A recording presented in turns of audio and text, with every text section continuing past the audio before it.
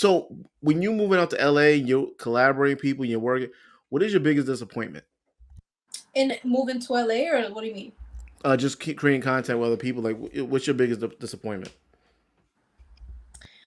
Um, I would say my biggest disappointment would be the kind of content I really let myself get into. Because Like, coming, like when I first moved to California, I wasn't doing, like, it took me 3 years to get into sketches, right? Prior to that, I was acting. Like, I was actually out there auditioning, taking acting classes. Um, like, I was an I guess you could say actor. Like, at that time, I remember being a content creator was like looked down upon. It was when it was like a thing of those are not real actors. Those are terrible actors, right? So for a while too, I was like, I don't want to get into that. But then I got into it and I was like, oh, this is cool. You know, it gives you a platform, but then also it gives you more power.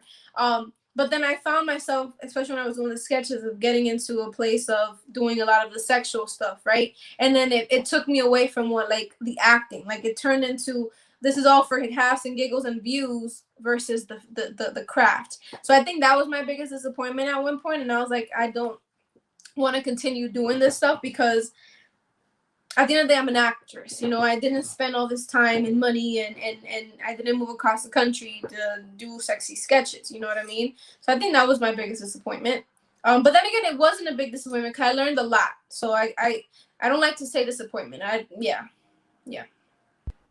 most of the content creators are very a lot of repetition, just a lot of very sexual, very sexual, and And I it's think I'll say this because I feel like I don't want to give anybody bad rep because again, when you get into content creator, um, you continue doing what gets you views, right? And I think the yeah, internet complains a lot about what they get, but they're the ones giving them the views. They're the ones commenting. They're the ones that are saying, "Hey, we like this. Keep pushing it," right? But then they'll complain about it and say, "You know what?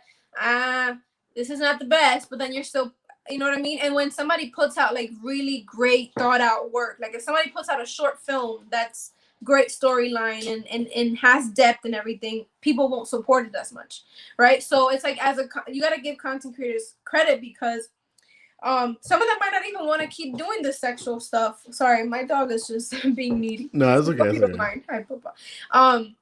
But you got to give them credit because at the end of the day, you're trying to make. It's the same thing with you, right? You're putting content out there, and like let's say some raunchy stuff. Like you do a very like ghetto raunchy interview, right? And it does great numbers, and all of a With sudden your roaches in the channel. background.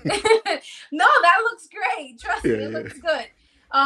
But and it does numbers, and then all of a sudden your channel gets monetized. I don't know if it's, but and then all of a sudden ads are doing great, and people are reaching out to you and saying, "Hey, I want to do an interview with you," or and you're just getting what you were expecting, right? You're gonna probably continue to do that, even though you're like, you know what, this is not what I set out to do. Or you might be like, you know what, I ain't gonna do it, so I'm not gonna be a sellout, right? But I think again, when the numbers are doing well and you're seeing these videos are getting me views, you're gonna continue doing it. And a lot of people that get it, especially when they run with the same crew, they're like, okay, well, so and so is doing this, huh? I want to do it too. Let me try it, and then it does well for so and so as well. Now it's like everybody's doing the same thing. You know what I mean? And then it's hard to be like, you know what? Let me take a step back and hope that if I do something else, it's gonna give me as great of a result. So that's why it becomes tricky being a content creator. And a lot of people I've met, they get burned out easily because of it because they don't really want to be creating that stuff. But it's like this is what's paying the bills. This is what's getting the views. So it's like you got to go where the money's going. You know what I mean? So yeah, Yeah, I mean, like if you treat it like a business, yeah, you would fully understand that. I guess it's like if you're a stripper, right? Maybe you don't like it, maybe you're against it, whatever case would be, you do it until you make enough money, and your savings gotta be on point, yep, right? Your savings gotta be on point, and then when you start to get into, so like I'll do interviews and I'll talk some ghetto shit, right?